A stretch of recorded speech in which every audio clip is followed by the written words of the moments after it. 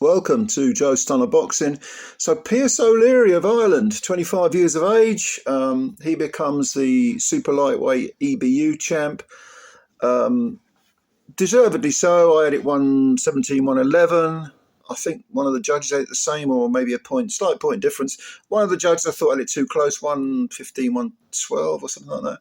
But there's no doubt who won. It was Pierce O'Leary, and it was a deserved unanimous decision. And, you know, he's a very good fighter, Pierce O'Leary. Good skills, works the body very, very well. He thinks in there. You can see him. You can see there's, I don't know whether it's down to schooling or just instinct, but he knows which punches to fire at the correct time. He does things conventionally. Orthodox fighter, just very good. He just does everything well. Nothing spectacularly, but everything well. And there's a lot to be said for that. Now, that moves him to 17 wins, 9 KOs, no draws, no defeats. And he was up against Liam Dillon, who came in with 15 wins, only 3 by KO and 2 defeats. And he's a former British super-featherweight champ. And then he won his title in 2023 against Kash Ashfaq. That was a split decision, majority decision, split maybe. And then he moved up. No, he didn't. That's right. His next fight was against Reece Bellotti. And that was kind of a bit of a unification because he had the British and Bellotti had the Commonwealth. And Bellotti won a unanimous decision. And then Liam took on Ryan Garner, who was undefeated in 14, lost a 10-rounder, unanimous decision. Didn't win too many rounds in that one. May have won 3 of the 10 in that fight. So in order to get work, he's one of those kind of who needs him people. Because he's a former British champ, but he'll give you work. He'll give you serious work. And if you're not on your A game, and if you're not talented, you ain't going to get past him. So maybe he felt the need to jump up because his last fight was against the undefeated Mace Rueg, who is a lightweight, and he beat Mace on a split decision over 10. Mace was undefeated in 12. And then suddenly he's up at 140, which is just too big for him. It's too big. I mean, he was last year, a year ago, he was fighting at super feather, and suddenly he's jumped up 2 weight divisions. Maybe he just couldn't get work. But I suppose if someone puts an EBU title shot on the table, you're going to think, well, I'll have a go at that. And O'Leary, of course, undefeated, But yeah, I'll give it a go. This is a tough man, Liam Dillon, and he showed it throughout the fight because from the word go, it was like you could see who was the physically stronger. You could see who had the heavier hands. When O'Leary landed his punches, Dillon came out with a high guard, but you could see him sort of shake, not because he was necessarily buzzed. It's just the weight of the punch. But he kept going forward, like I say, very high guard. And when he landed, O'Leary didn't really feel the punches at all. And he was a light puncher at super feather, Liam Dillon. So he ain't going to exactly become a banger at 140, is he? But he never stopped trying.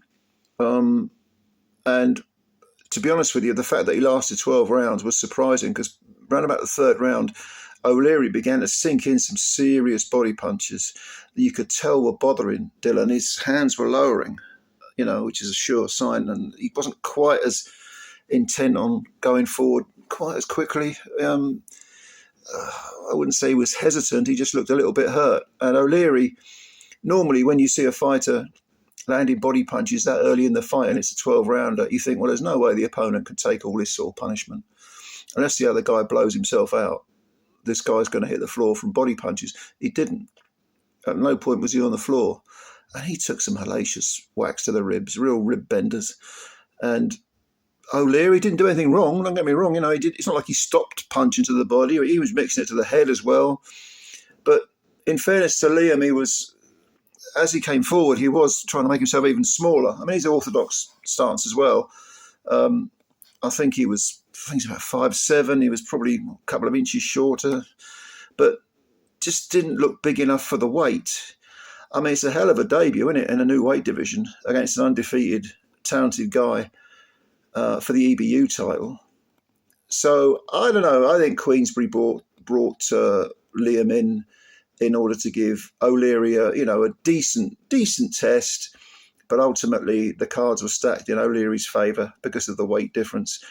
But if Queensberry, Frank Warren and Francis and George, if they've got if they have got anything about them, they will bring Liam Dillon back and they will give him a chance at his own weight. You know, he might want to go down to super feather. Maybe he feels more comfortable at lightweight, but he ain't a 140 pounder. And this guy can fight. He's got plenty of mileage left, you know, Liam Dillon. You don't want to just be feeding him to guys as fodder because he's a former British champ. You can do something with this guy. I mean, he's 29 years old now, you know, so he's not ancient. He's probably as good as he's going to get. He's got 15-3 record now, never been stopped. He's fought good men. You know, give this guy an opportunity. As for PSO Leary, yeah, I mean, good win. You know, let's get him I'd say a couple of defences of the EBU title would be good. He's only 25. That's nothing. Let him, you know, give him sort of another year at European level.